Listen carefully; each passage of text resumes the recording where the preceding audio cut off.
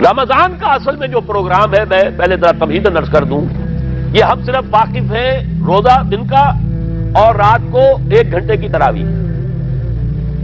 یہ بہت بڑا مغالطہ ہے، بہت بڑا مغالطہ ہے، بہت بڑا مغالطہ ہے.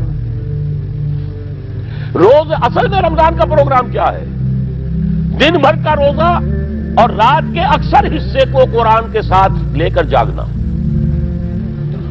لیکن حکمت خداوندی نے پہلے حصے کو تو فرض کیا ہے، دوسرے کو فرض نہیں کیا، اس کو ترغیب اور تشویق پر چھوڑ دیا ہے. لیکن اس کی جو اہمیت ہے میں چاہتا ہوں کہ پہلے اچھی طرح اس کو سمجھ لیں آپ.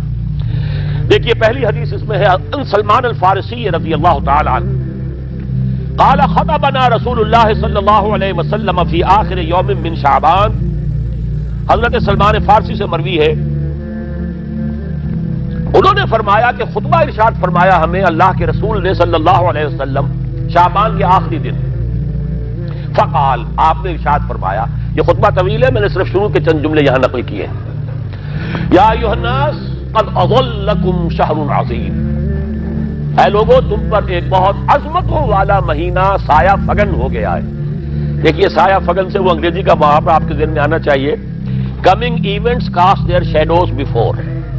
ابھی رمضان شروع نہیں ہوا ہے، شعبان کا آخری دن ہے، تو وہ کمنگ ایونٹ جو ہے رمضان مبارک اس کا سایہ آ گیا ہے تم پر. اس لیے حضور نے وہ لفظ استعمال کیا قد اظلکم، ظلال کہتے سائے کو. قد اظلکم شہر عظیم، بڑی عظمت والا مہینہ ہے. شہر مبارک، بہت برکت والا مہینہ ہے. شہر فیہ لیلۃ خیر من الف شہر، اس میں ایک رات وہ بھی ہے، وہ مہینہ جس میں ایک رات وہ بھی ہے جو 1000 مہینوں سے افضل ہے. انا انزلناہ فی لیلۃ القدر وما ادراک ما لیلۃ القدر لیلۃ القدر خیر من الف شہر. اب جو اگلے 2 جملے ہیں وہ نوٹ کیجئے، جعل اللہ صیامہ فریضۃ وقیام لیلہ تطوعا. اللہ نے ٹھہرایا ہے، قرار دیا ہے اس کا روزہ رکھنا تو فرض کے درجے میں، اور اس کی رات کا قیام تطوع کے درجے میں، اپنی مرضی پر، اپنی خواہش پر، نفل کے طور پر یہ تم پر لکھ دیا گیا ہے. لکھا تو گیا ہے، جعلہ تو ہے. مجعول کا جو پہلا مفعول ہے وہ کیا ہے؟ جعلہ کا مجعول اول کیا ہے؟ دن کا روزہ، اور مجعول ثانی کیا ہے؟ قیام لیلہ، رات کو کھڑا رہنا. اب یہ رات کا کھڑا رہنا اس کی کتنی مقدار ہوگی؟ کہاں سے معلوم کریں گے؟ قرآن سے. جب یہ لفظ آیا ہے سورہ مزمل میں، یا ایھا المزمل قم اللیل الا قلیلا نصفہ او انقص منہ قلیلا او زد علیہ ورتل القرآن ترتیلا، یہ معنی ہے اے لحاظ کمبل میں لپٹ کر لیٹنے والے، کھڑے رہا کرو رات کو سوائے اس کے تھوڑے سے حصے کے، یعنی آدھی رات یا اس میں تھوڑا سا کم کر لو، جسے پھر کہا مفسرین نے 1/3 رات کم سے کم. اور زد علیہ، یا آدھی پر بھی کچھ زیادہ کرو، یہ 2/3 رات ہو گیا. ورتل القرآن ترتیلا، اور قرآن کو اتارا کرو تھوڑا تھوڑا تھوڑا. یہ ترتیل، تفریل، تنزیل، جیسے قرآن تھوڑا تھوڑا محمد پر نازل ہوا صلی اللہ علیہ وسلم، ایسے ہی تھوڑا تھوڑا تھوڑا قرآن اپنے اندر اتارو. ہیمر اٹ ڈاؤن، اپنے ذہنوں میں اتارو، اپنے قلب میں اتارو. اس کے لیے رات کو کھڑے رہو، اور قیام اللیل کم سے کم 1/2 شب کے اوپر اطلاق ہوگا، اس سے کم پر تو اطلاق ہے ہی نہیں. اگلی حدیث پڑھیے، اور یہ ہے جو عام طور پر ہر مسجد میں بھی آج کل خوب یہ گونج رہی ہوگی حدیث بیان ہوتی ہے، اس لیے کہ بخاری اور مسلم دونوں میں موجود ہے، متفق علیہ روایت ہے. اس سے اونچا تو درجہ سند کے اعتبار سے تو حدیث کا کوئی اور درجہ اس سے اونچا ہے نہیں. عن ابی ہریرہ رضی اللہ عنہ قال قال رسول اللہ صلی اللہ علیہ وسلم، حضرت ابو ہریرہ سے روایت ہے، آپ نے فرمایا کہ حضور نے ارشاد فرمایا، من صام رمضان ایمانا واحتسابا غفر له ما تقدم من ذنبه. جس نے روزہ رکھا رمضان مبارک کے دوران اللہ پر یقین رکھتے ہوئے اور اس سے اجر و ثواب کے حاصل ہونے کی امید میں، اس کے تمام پچھلے گناہ معاف ہو جاتے ہیں. ومن قام رمضان ایمانا واحتسابا غفر له ما تقدم من ذنبه. اور جو کھڑا رہا رمضان کے دوران، کھڑا رہا ہے، جیسے ساما، میں نے شروع میں آپ سے عرض کر دیا تھا، یہ مصدر ساما یصوم صوما قام یقوم قیاما. ومن قام رمضان، جو کھڑا رہا رمضان کے دوران، پورے رمضان کے دوران کھڑا رہا، ایمان و احتساب کی شرط پھر وہی ہے غفر له ما تقدم من ذنبه، وہی اجر اس کا بھی ہے. ومن قام لیلۃ القدر ایمانا واحتسابا غفر له ما تقدم من ذنبه، اور جو خاص طور پر لیلۃ القدر میں کھڑا رہا ایمان اور احتساب کے ساتھ، اس کے بھی پچھلے گناہ معاف ہو گئے. اب یہ قامہ اور سامہ جیسے آ رہا ہے ایک دوسرے کے ساتھ پیرلل ہو کر، اس کو نوٹ کر لیں. من صام رمضان من قام رمضان، کیا یہ 1 گھنٹے کی تراویح جو ہے اس پر پوری اترتی ہے؟ کہ نسبت خاک رابع عالم پاک کوئی اس میں ریشو پروپورشن جڑتی نہیں. اگلی حدیث بھی پڑھ لیجیے. یہ وہی آگے عبداللہ ابن عمرو بن العاص رضی اللہ تعالی عنہما، جن کے بارے میں نے عرض کیا تھا، بہت ہی زاہد منش، بڑے عابد، ہر روز روزہ اور پوری رات نماز پڑھتے تھے. وہ راوی ہیں اس کے. عن عبداللہ ابن عمرو رضی اللہ عنہما ان رسول اللہ صلی اللہ علیہ وسلم قال الصیام والقرآن یشفعان للعبد، روزہ اور قرآن دونوں بندے کے حق میں شفاعت کریں گے. یقول الصیام، روزہ یہ کہے گا اے رب، اے پروردگار، انی منعتہ الطعام والشہوات بالنہار، میں نے تیرے اس بندے کو روکے رکھا کھانے پینے سے اور شہوت سے دن کے وقت. فشفینی فی، میری وجہ سے رکا رہا. یہ کھانے کو اچھے سے اچھے جو ہے وہ موجود تھے کھانے، اور پینے کے لیے اعلیٰ سے اعلیٰ مشروب تھے، یہ رکا رہا میری وجہ سے کہ روزہ رکھا ہوا تھا. اور جیسا میں نے کہا منکوحہ بیوی موجود تھی لیکن رکا رہا تھا، میں رکھا اس نے اپنے آپ کو میری وجہ سے، تو میری شفاعت اس کے حق میں قبول فرما. وَيَقُولُ الْقُرْآنُ، اور قرآن یہ کہے گا مَنَعْتُهُ النَّوْمَ بِاللَّيْلِ، میں نے اسے روکا رکھا رات کو سونے سے. فشفینی فی، تو پروردگار میری شفاعت اس کے حق میں قبول فرما. فیشفعان، تو ان دونوں کی شفاعت قبول کی جائے گی. سوال یہ ہے کہ کیا روزہ 1 گھنٹے کا یا 2 گھنٹے کا ہے؟ تو یہ قیام جو ہے یہ 1 گھنٹے کا کیسے ہو گیا؟ تو میں نے پہلے کوسچن مارک آپ کے ذہن میں کھڑا کر دیا. اب جواب سنیے. اس کا جواب یہ ہے کہ اس کو اللہ تعالیٰ کی حکمت یہ تھی کہ اسے فرض نہ کیا جائے. اس کو معلوم ہے عالم من سیکون منکم مرضی وآخرون یضربون فی الارض یبتغون من فضل اللہ وآخرون، اللہ کے علم میں ہے میرے کچھ بندے ہوں گے بیچارے غریب مزدور، دن بھر مشقت کریں گے، محنت کریں گے، وہ روزہ ہی رکھ لیں، بہت بڑی بات ہے، بہت بڑی بات ہے. رات بھر کا قیام کیسے کریں گے؟ 2/3 رات کیسے کھڑے رہیں گے؟ آدھی شب کیسے ممکن ہے؟ لہذا فرض نہیں کیا. حضور نے بھی فرض نہیں کیا، نہ اس کو آپ نے لازم کیا، نہ اس کے لیے وہ زوردار جو لوگوں سے کہا کہ ضرور پڑھو، چھوڑ دیا پڑھو، اور سب لوگ پڑھتے تھے اپنے طور پر. اب یہ کہ کوئی آدھی رات کھڑا ہے، کوئی 1/3 رات ہے، کوئی پوری رات ہے، اللہ کے بندے. لیکن 3 دن حضور نے یہ باجماعت نماز پڑھا دی، لیکن پڑھائی ہے وہ تہجد کے وقت. یعنی لوگ رات کے وقت جو بھی ہے کھڑے ہیں، جاگ رہے ہیں، قرآن پڑھ رہے ہیں، لیکن یہ کہ خاص تہجد کے وقت آپ اپنے حجرے سے برآمد ہوئے تو لوگ جمع ہو گئے، آپ کے گرد جمع ہو گئے. آپ نے 3 دن یہ 8 رکعتیں جو تہجد کی حضور کی ہوتی تھی، وہ آپ نے 8 رکعتیں پڑھائیں باجماعت، لیکن وہ وقت تہجد کا تھا، یہ نوٹ کر لیجیے. 4تھے دن بھی صحابہ منتظر رہے کہ اب حضور برآمد ہوں گے، تشریف لائیں گے، نہیں آ رہے حضور. تو کچھ کھگار بھی رہے ہیں، کہیں پتہ نہیں حضور کہیں اونگ نہ آ گئی ہو تو ہماری آوازوں سے جاگ جائیں. پھر بھی نہیں آئے حضور. اگلے روز آپ نے فرمایا کہ میں جان بوجھ کر نہیں آیا، میں اگر یہ متواتر تمہیں پڑھاؤں گا تو یہ تم پر فرض ہو جائے گی. یہ ہے وہ رافت اور رحمت، بالمومنین رؤوف الرحیم، جو اللہ تعالیٰ کی شان ہے رحمان الرحیم ہونے کی. بالمومنین رؤوف الرحیم، یہ محمد الرسول اللہ کی ہے. تم پر یہ سختی جو ہے یہ تمہارے لیے قابل برداشت نہیں ہوگی، لہذا میں نے یہ 3 دن صرف پڑھائی ہے، اگر مسلسل پڑھاتا تو فرض ہو جاتا. یہاں تک تو ہے حکمت نبوی کا معاملہ. اب آیا حکمت صحابی یا حکمت خلیفہ راشد. یہی معاملہ رہا حضور کی حیات طیبہ کے دوران، یہی حضرت ابوبکر رضی اللہ تعالیٰ عنہ کی خلافت کے دوران، یہی حضرت عمر کا بھی ابتدائی دور. لیکن دور خلافت عمر فاروق کے دوران یہ واقعہ آیا کہ حضرت عمر داخل ہوئے مسجد میں، دیکھا رات کے وقت ابھی کوئی باجماعت تراویح کا کوئی انتظام نہیں تھا. آپ نے دیکھا کچھ لوگ مسجد کے اس کونے میں کھڑے ہیں، ایک حافظ ہے، سادے تو حافظ نہیں ہوتے تھے نا، تو کوئی حافظ ادھر، انہوں نے 5 6 7 8 آدمیوں نے کسی حافظ سے گزارش کی، وہ انہیں قرآن سنا رہا ہے، وہ کھڑے سن رہے. کوئی دوسرے کونے میں ایک دم گٹا ہے، کوئی تیسری طرف ہے، کہیں ہے، تولیوں کے اندر لوگ جو ہے وہ قیام اللیل کا حق ادا کر رہے ہیں. آپ نے فرمایا کیا ہی بہتر ہو کہ یہ سب جمع ہو جائیں ایک امام کے پیچھے، اور پھر یہ کہ اسے عشاء کے ساتھ متصل رکھ دیں، تاکہ جس کو کہتے ہیں عربی میں ما لا یترک کلہ لا یترک کلہ، اگر کوئی شے کل کی کل حاصل نہیں ہو سکتی تو کوئی شخص بھی مسلمان بالکل محروم نہ رہ جائے. کم سے کم یہ 20 رکعت تراویح تو پڑھے اور قرآن سن لے، تاکہ کسی نہ کسی درجے میں تو اس کا بھی حصہ ہو جائے اس کی برکات میں سے.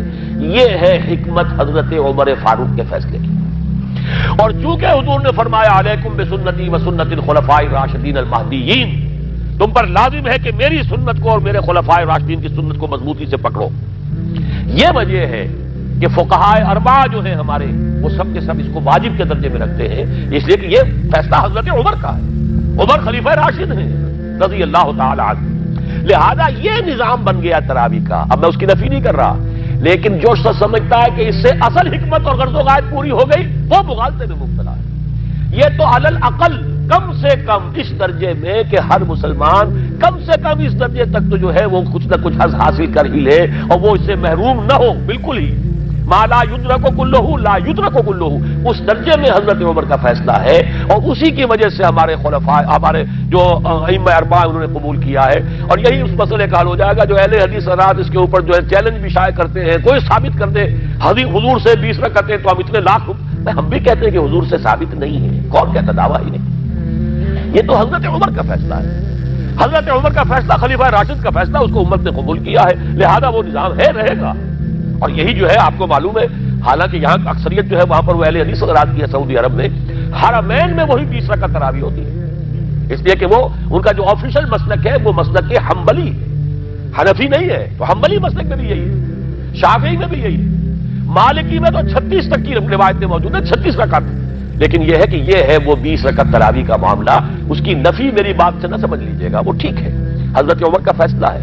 پھر یہ کہ یہ آسان ترین ہے کہ عشاء کے ساتھ ہی متصل پڑھ لی. اور آج تو ہماری نیند کا کوئی حصہ اس میں جاتا ہی نہیں. کون سوتا ہے اس سے پہلے؟ سوال ہی پیدا نہیں ہوتا. لیکن یہ جو کہہ رہے ہیں کہ قرآن کہے گا میں نے اسے نیند سے روکے رکھا، اس کا حق کہاں ادا ہوا؟ اس کا حق تو ادا ہوگا کہ تہائی ورنہ نصف شب کے لگ بھگ آپ جاگے قرآن کے ساتھ. اب سمجھیے اس کی غرض و غایت کیا ہے. اگر قرآن رمضان کا یہ دوگنا پروگرام سامنے آ گیا، اصلاً جو مطلوب ہے دن بھر کا روزہ اور رات کے اکثر حصے کا کم سے کم نصف شب جو ہے اس میں جاگنا قرآن کے ساتھ. اب اس کی جو حکمت اور غرض و غایت ہے وہ بھی اب آپ 2 درجوں میں سمجھیے. رمضان کا اب 2 اچھا پروگرام. دن میں روزہ رکھو، اس روح کو مزمحل کرو. اس روح کو مزمحل کرو گے، اس نے جسم کو مزمحل کرو گے، حیوانی وجود کو، تو ہی اس روح کو کچھ ریلیف ملے گا.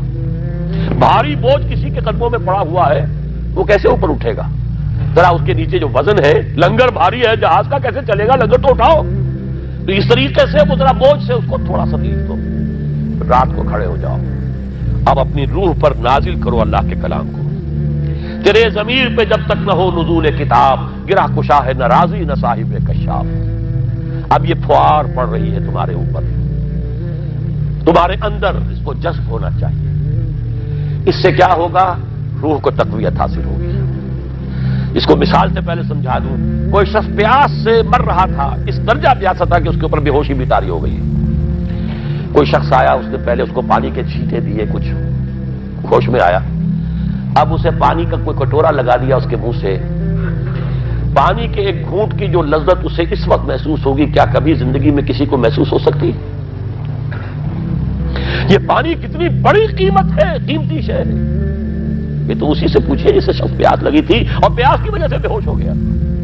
اسے پانی کا ایک گھونٹ، جیسے کہ آپ تصور کر سکتے ہیں پیاس سے کوئی مر رہا ہو بادشاہ، وہ اپنی پوری سلطنت دے دے گا، مجھے کٹورا پانی دے دو بابا، لو سلطنت دے، جان سے جا رہا ہوں میں. تو اس وقت پانی کی قدر و قیمت معلوم ہوگی. آپ کی روح بے ہوش، آپ نے روزہ رکھ کر اسے کچھ تھوڑا سا ریلیف دیا، چھینٹے ڈالے. اب رات کو آپ نے یہ آب حیات، ماء مبارکہ، دیکھیے مبارک کا لفظ 2 چیزوں کے ساتھ قرآن میں ہے. ماء مبارکہ، بارش جو آسمان سے اترتی ہے، یہ پانی مبارک ہے. برکت کہتے ہیں اسے ہے جو کسی شے کی مخفی جو قوتیں انہیں اجاگر کر کے باہر لے آئے، یہ برکت ہے. زمین کے اندر روئیدگی ہے، بارش برسی، اندر سے نکل آیا. اسی طرح کتاب مبارک، یہ کتاب مبارک ہے، یہ کتاب مبارک ہے. یہ تمہارے اندر سے تمہاری سوئی ہوئی روح کو بیدار کر کے پھر اسے غذا دیتی ہے. اب جب وہ قرآن کو پڑھے گا یا اس کو قرآن اس کے اندر جائے گا، اسے معلوم ہوگا اس سے بڑی کوئی نعمت نہیں. یہ ہے شکر جو پیدا ہوگا اب اس کی گہرائی کے، اس کے دل کی گہرائیوں میں. شکر کے معنی کیا ہے؟ احسان کی قدر شناسی. شکر کو امام راغب نے 3 مرحلوں میں بیان کیا ہے. شکر بالقلب، پہلے تو آپ کو معلوم ہو جو نعمت کسی نے دی ہے کتنی بڑی ہے. یہ احساس نہیں ہے کسی بچے کے ہاتھ پہ آپ نے ہیرا رکھ دیا، اسے کیا پتا یہ ہیرا ہے یا یہ کوئی کانچ کا ٹکڑا ہے، وہ کیا کرے گا اس کی قدر. بلکہ ٹافی دیں گے تو وہ سمجھے گا کہ یہ زیادہ اچھی چیز نہیں ہے، مجھے اس پتھر کا میں نے کیا کرنا ہے، اس لیے تو معلوم ہی نہیں کہ یہ ہیرا ہے۔ جب تک کسی نعمت کی قدر و قیمت کا احساس نہ ہو، اس کے متناسب پروپورشنیٹ شکر آپ کر ہی نہیں سکتے۔ پھر آپ کو زبان سے شکر ادا کرنا ہے، الحمدللہ الذی انزل علی عبدہ الکتاب، یہ زبان سے شکر ادا کیجیے۔ پھر اس کا شکر کا حق ادا کرنا ہے، اس نعمت کو استعمال کرنا ہے۔ اگر نعمت لا کے رکھ دی تو بھی یہ ناشکری ہے۔ کسی بچے کو لا کر کسی اس کے والد نے کتاب نہیں بڑی عمدہ اور وہ بڑا مہذب بچہ ہے، تھینکس ڈیڈ یا ڈیڈی، اس نے شکریہ ادا کر دیا، پھر کتاب لا کے جو رکھی کبھی کھول کے دیکھا ہی نہیں، تو ناشکری کر رہا ہے یا شکر کر رہا ہے؟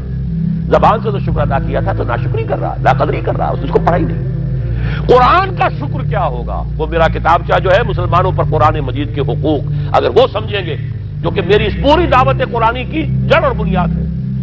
دو چھوٹے چھوٹے کتابچے 167 میں لکھا تھا، اسلام کی نشرت ثانیہ کرنے کا اصل کام، یہ اسلام کی ریوائول کیسے ہوگی، اس کی شرط لازم کیا ہے، اصل کام کیا ہے۔ ہم نعرے لگانے پر آ گئے ہیں، جلوس نکالنے پر آ گئے ہیں، ہم یہ کر رہے ہیں، ہم وہ کر رہے ہیں، تلواریں بھی اٹھا لی ہیں، گولیاں بھی کھا رہے ہیں، جانیں بھی دے رہے ہیں، اصل کام نہیں کر رہے۔ وہ اصل کام کیا ہے؟ یہ سن 67 کی میری تحریر ہے، اسلام کی نشرت ثانیہ کرنے کا اصل کام۔ اور پھر سن 68 کی میری 2 تقریریں تھیں جب میں نے جمعے کا خود خطاب کیا تھا مسجد خضرہ سمن آباد میں، مسلمانوں پر قرآن مجید کے حقوق۔ اس کو مانو جیسے کہ ماننے کا حق ہے، اس کو پڑھو جیسے کہ پڑھنے کا حق ہے، اس کو سمجھو جیسے کہ سمجھنے کا حق ہے، اس پر عمل کرو جیسے کہ عمل کا حق ہے، اور اسے چہار دانگے عالم میں پھیلاؤ۔ یہ تمہارے پاس امانت ہے محمد رسول اللہ صلی اللہ علیہ وسلم کی، بلغوا عنی ولو آیۃ، پہنچاؤ میری جانب سے ایک ہی آیت پہنچاؤ۔ کس نے فرمایا؟ محمد رسول اللہ۔ مفشو ہو، عام کرو، اسے پھیلاؤ۔ 5 حقوق ہیں مسلمان پر، لیکن یہ سارے حقوق کب ادا ہوں گے؟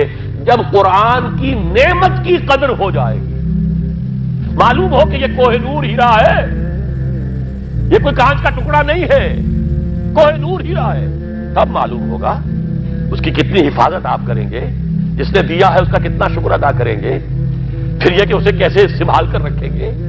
لیکن یہ کہ اگر قرآن کا شکر ہی نہیں ہے، قرآن کی خود کی نعمت کا احساس ہی نہیں، ہوا خیر مما یجمعون، یا ایھا الناس قد جاءتکم موعظۃ من ربکم وشفاء لما فی الصدور وہدی وبشریٰ للمؤمنین، ہدی ورحمۃ للمؤمنین، قل بفضل اللہ وبرحمتہ فبذلک فلیفرحوا هو خیر مما یجمعون۔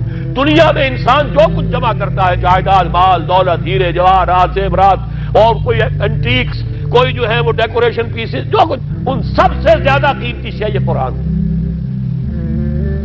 لیکن اس کا احساس کب ہوگا؟ جب روح بیدار ہو جائے گی، جب وہ چکھے گی قرآن کو، جس کو میں کہا کرتا ہوں کہ ایمان حقیقی کیسے حاصل ہوتا ہے قرآن سے؟ جب قرآن کو سنتے ہوئے انسان جھوم جائے، اس کے اندر کوئی شے سمپیتھیٹک وائبریشن میں آ جائے، اسے کہے کہ ہاں یہی ہے، جہاں سے میں خود آیا ہوں وہیں سے یہ کلام آیا، جہاں سے میری روح آئی ہے وہیں سے یہ کلام آیا۔ اب یقین پیدا ہوا۔ اس کو اقبال نے کہا ہے باطنی تجربہ۔ ایک تجربہ وہ ہے جو ہم دیکھ رہے ہیں، آنکھوں سے سن رہے ہیں، کانوں سے چھو رہے ہیں، اپنے ہاتھ سے سونگھ رہے ہیں، ناک سے، اور ٹیسٹ کر رہے ہیں اپنے جو ٹیسٹ بڈز ہیں منہ کے، یہ ہمارا ایکسٹرنل ایکسپیرینس ہے۔ لیکن ایک انٹرنل ایکسپیرینس ہے۔ ساری جو بحث اٹھائی ہے علامہ اقبال نے ریکنسٹرکشن پر، اس کا بنیادی نقطہ یہ ہے کہ انٹرنل ایکسپیرینس بھی اس ایکسٹرنل ایکسپیرینس کی طرح بلکہ اس سے زیادہ بڑھ کر قابل اعتماد ہے۔ یہ ہے انٹرنل ایکسپیرینس۔ لعلکم تشکرون، تو یہ تو پہلی منزل طے ہوئی ہے ابھی، صوم رمضان، صیام و قیام رمضان کا پہلا حاصل کیا ہوگا؟ وَلَعَلَّكُمْ تَشْكُرُونَ، تاکہ تم اس قرآن کی عظمت سے واقف ہو جاؤ، تاکہ تمہیں اس پر اس کی جو وقت ہے، قدر و قیمت ہے، اس کا انکشاف ہو جائے۔ اب اگلا مرحلہ آئے گا۔ اب یہ روح کچھ توانا ہو کر، کچھ ہوش میں آ کر کدھر اس کی توجہ ہوگی؟ کل شیء یرجع الی اصلہ، ہر شے اپنی اصل جڑ کی طرف رجوع کرتی ہے۔ ہمارا حیوانی وجود زمین کی طرف جاتا ہے۔ یہ سورہ اعراف میں جو کہا ہے بلعام بن باورہ کے بارے میں، وَلَكِنَّهُ أَخْلَدَ إِلَى الْأَرْضِ، زمینی خواہشات ہی کے چکر میں آپ ہیں تو گویا کہ آپ زمین میں دسے جا رہے ہیں۔ روح بیدار ہوگی تو کدھر متوجہ ہوگی؟ اپنے مرکز کی طرف مائل پرواز تھا حسن.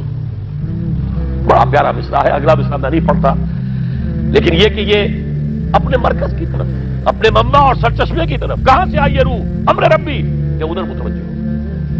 ہم پڑھا کرتے تھے اپنے ہائی اسکول کے زمانے میں، تو جو صبح پریئرز ہوتی تھی اس میں خاص نظم تھی، مجھے یہ معلوم نہیں شاعر کون ہے. مجھ کو ہے تیری جستجو، مجھ کو تیری تلاش ہے، خالق میرے کہاں ہے تو، مجھ کو تیری تلاش ہے. اب آپ دیکھیے پورے مذاہب کی تاریخ میں انسان کہاں کہاں گیا ہے خدا کو ڈھونڈنے کے لیے. کوئی برف پوش چوٹیوں کے اوپر جو ہے تپسیا میں لگا ہوا. کیوں؟ رب کا قرب حاصل کرنے کے لیے نا، پرماتما سے لو لگانے کے لیے. وہ غاروں میں ہے، تپسیا ریاضتیں کر رہا ہے، کوئی صحراؤں میں گیا ہے، گوتم بدھ کہاں کہاں گیا ہے، کہاں کہاں گیا ہے، کچھ آپ کو اندازہ ہی نہیں. انسان اس کے اندر کوئی شے ہے جو کسی کو تلاش کر رہی ہے. میرے اندر ہی وہ شے بھی ہے جو مجھ سے کہتی ہے کہ کچھ کھانا ڈالو اس منہ کے اندر، اس پیٹ میں ڈالو. ہے وہ بھی میرے اندر شے. ان لنفسک کا علیہ کا حق، یقیناً تمہارے نفس کا بھی تم پر حق ہے. میرے اندر ہی کوئی شے ہے جو کچھ اور شے چاہتی ہے، کچھ اور چیز کی متلاشی ہے، وہ کسی اور شے کے عشق میں ہے. یہ دوسری بات ہے، اسے ہم نے سلا رکھا ہے لوریاں دے دے کے تھپک تھپک کر. ہم تو اپنے جسم ہی کی طرف متوجہ ہیں، لہذا ہمیں وہ پیاس محسوس ہی نہیں ہوتی کہ یہ بھی واقعی میرے اندر کوئی پیاس ہے. روح بیدار ہوگی تو وہ پیاس جو اس کے اندر اب پیدا ہوئی ہے وہ کدھر متوجہ ہوگی؟ اپنے پروردگار کی طرف. یہ ربط ہے اگلی آیت کا، آپ پڑھیے. وَإِذَا سَأَلَكَ عِبَادِي عَنِّي فَإِنِّي قَرِيبٌ.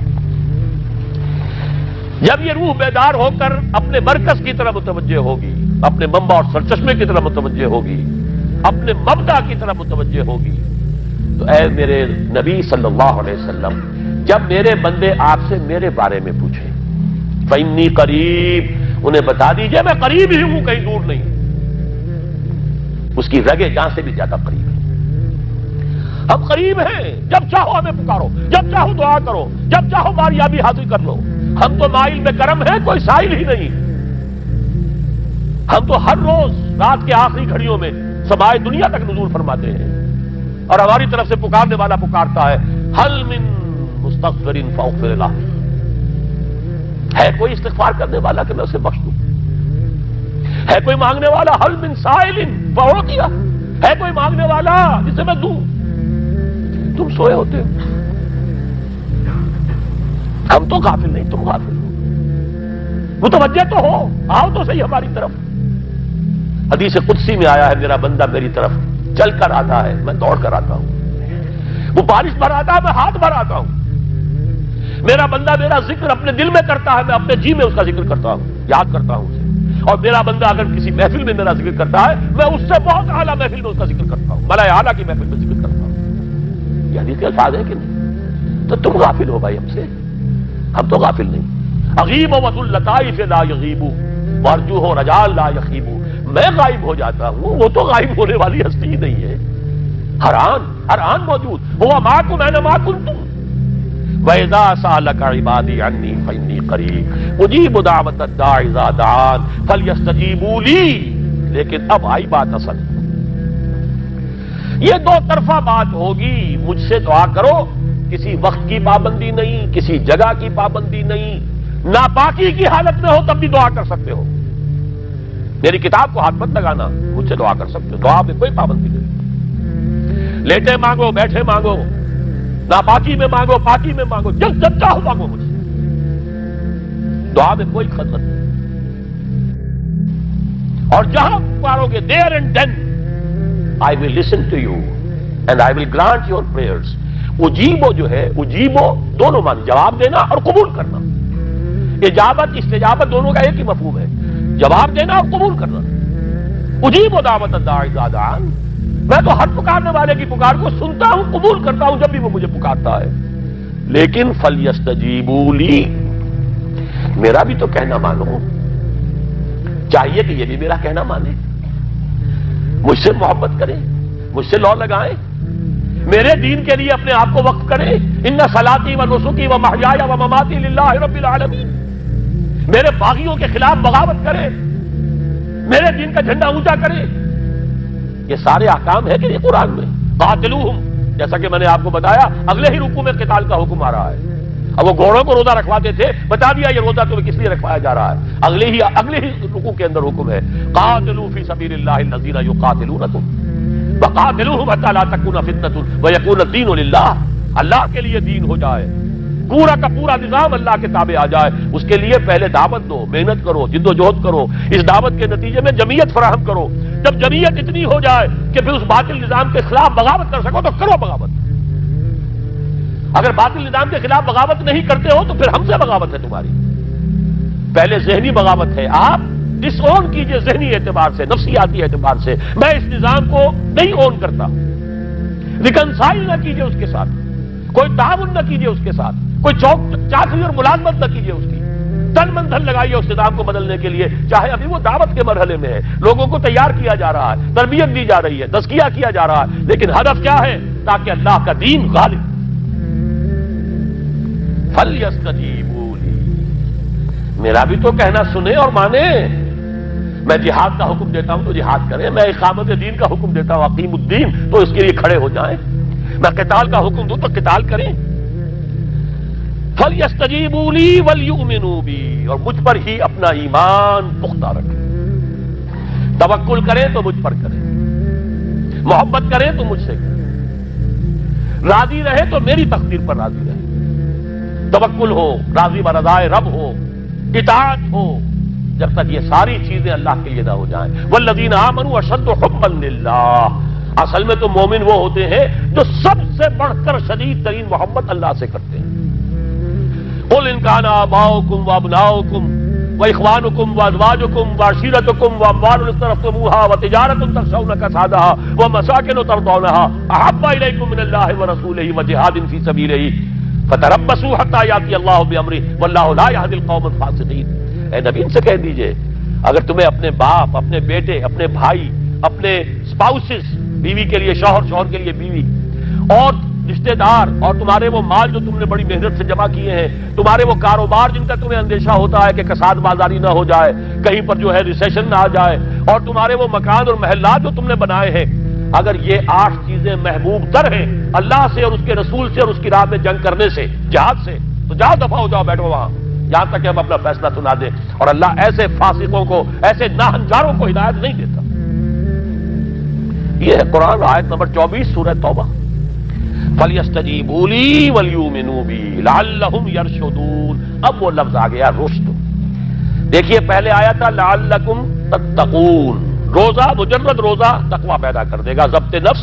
اور ضبط نفس بھی وہ جو حکم خداوندی کا تابع ہے. یہ روزے کی ریاضت ہے، روزے کی ریاضت کا حاصل ہے. رمضان کے روزے کے ساتھ قیام اللیل کا دو گنا پروگرام، دن میں روزہ، رات کا قیام قرآن کے ساتھ. اس کا پہلا نتیجہ کیا ہے؟ لعلکم تشکرون، تاکہ قرآن کی عظمت منکشف ہو جائے، قرآن کی قدر و قیمت سے تم آگاہ ہو جاؤ، تمہیں معلوم ہو جائے کتنی بڑی دولت ہے جو اللہ نے دی ہے. اور آخری بات یہ، جب تمہاری روح بیدار ہو جائے گی، اپنے مالک کے ساتھ ہم کلام ہوگی. اسی کا نام دعا ہے. دعا ہے جس کے بارے میں حضور نے فرمایا الدعاء مخ العبادہ، یہ عبادت کا جوہر ہے. الدعاء هو العبادہ، دعا ہی تو اصل عبادت ہے. یہ دعا ہی تو ہمیں میسر نہیں ہے. 17 رکعتیں پڑھنی ہیں ہم نے عشاء کی، لیکن اللہ کے ساتھ کوئی لوگ نہیں لگی، ادھر کی ادھر کی سوچیں آ رہی ہیں. 17 رکعتیں پڑھی ہوں یا 7 پڑھی ہوں، 10 پڑھی ہوں، آپ کو اجر ملے گا، لیکن آپ کو دعا نصیب نہیں ہوئی. دعا کب ہوتی ہے؟ بقول اقبال، یہ جو میرے اندر ہے فائنائٹ ایگو، انائے صغیر، انا میں، یہ چھوٹی سی انا ہے.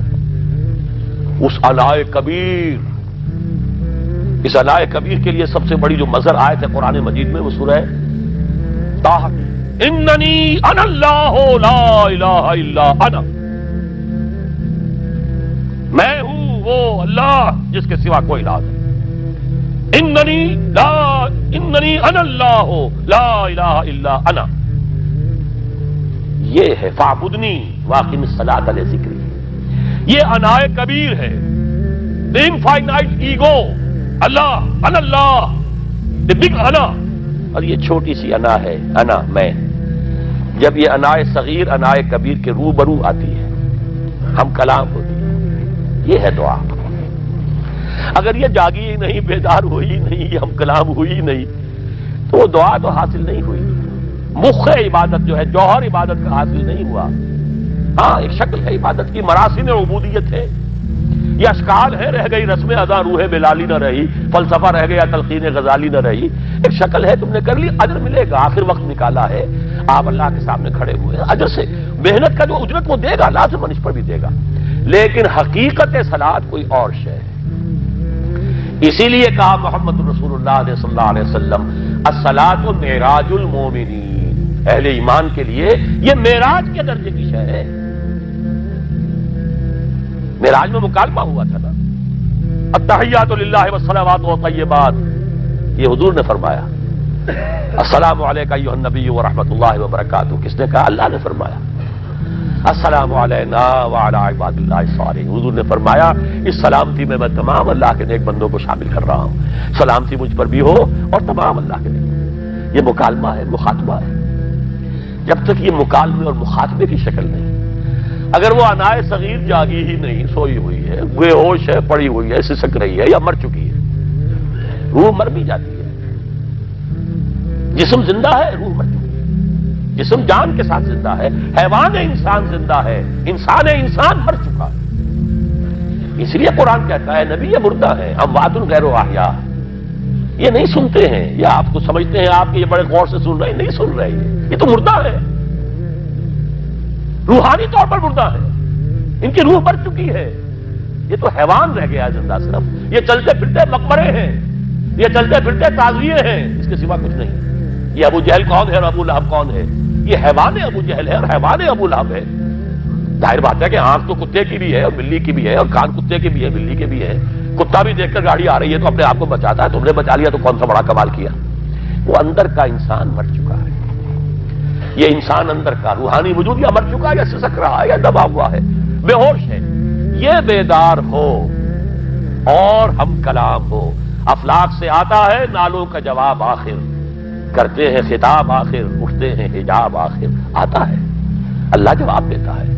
اجیب دعوت الداعی اذا دعان. روحانی کان کھلے ہو تو تم جواب سنو گے، ان کانوں سے نہیں. وہی جب محمد پر آئی تھی ان کانوں سے نہیں آئی تھی، وہ دل پر اتری تھی براہ راست.